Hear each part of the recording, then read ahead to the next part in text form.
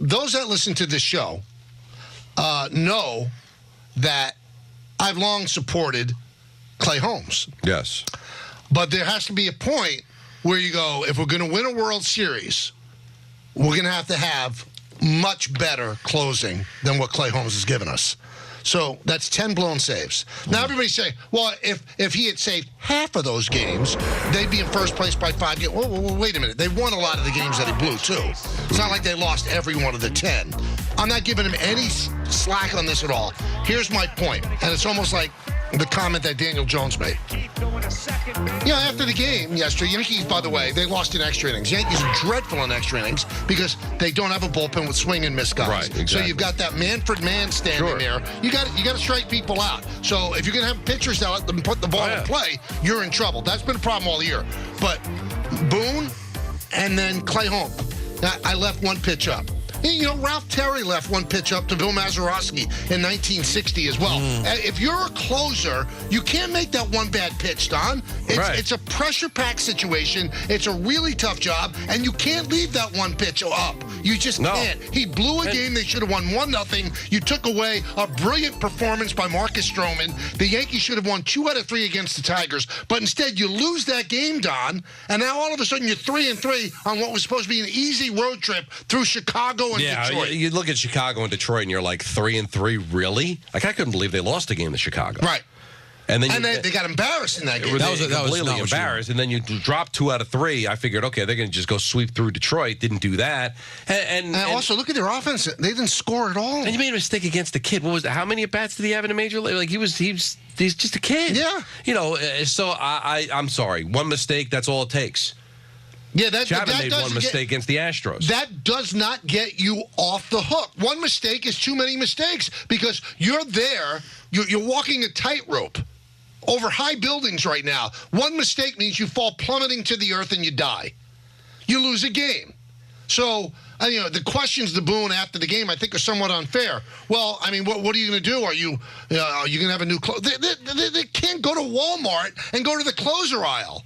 Now, what they're going to have to do, I think, Don, you can't let him close every single game. You've got to mix and match. Right. If you have to bring in Tommy Kahnle to close games, if you have to bring in Tim Hill to close games, if you have to bring in anybody else, you can't always be automatically go to Clay Holmes. He's blown 10 saves now. Now, I'd say 3 of the 10, he's been victimized by soft contact. But I'm sorry, if you're watching that game yesterday, Don, that's not soft contact. That's bad. That's a bad job. No, he did a bad job. It's an awful job. And even the errors that were committed back in the day, Michael, in the Orioles series, you put the guys on to where those mistakes can happen. I mean, you can't do it. It's an issue for sure. I'd like to see somebody else do it, and maybe you catch some lightning in a bottle. Or what you're going to end up having to do once you make the playoffs, and you're going to make the playoffs, just depends on whether you're going to be the division champion or the wild card, is that you're probably going to have to see there might be games where Cole has to come in to get the final 3 outs. The way the Giants won the World Series with Madison Bumgarner. Like, you're going to have to start thinking outside the box because I don't think you could trust him. 10 blown saves? That's the most since Dave Righetti had 13. What was that, back in 88? Yep. I mean, that's a long time, Michael. And so it's a lot of blown saves. And a lot more opportunities to blow even more saves if things continue the way they're going. And then, reading social media yesterday after the game, this is what Cashman gets for not getting a big-time closer at the trade deadline. Tell me the big-time closer that got traded. Tell me. Did the Guardians trade Emmanuel Clase and I missed it? No, they didn't. There was no big-time closer available. The best one was the kid from Miami, and he went to San Diego, who gave up a king's ransom for him. You got to stop. If you say you shouldn't have gone into the season with Clay Holmes, that's a different argument. But say at the trade deadline they didn't get a big-time closer. I didn't see any big-time closers traded.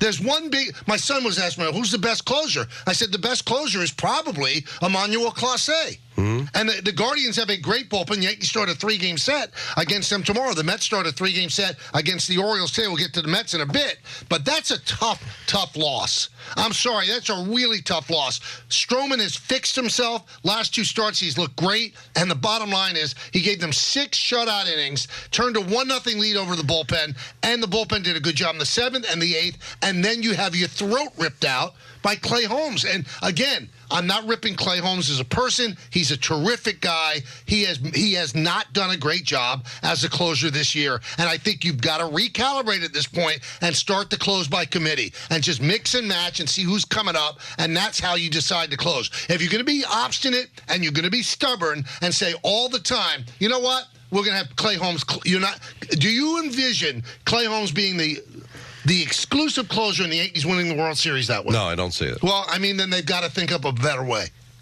You can't lose games like that, Don. You can't lose games like that. Especially against the opponent.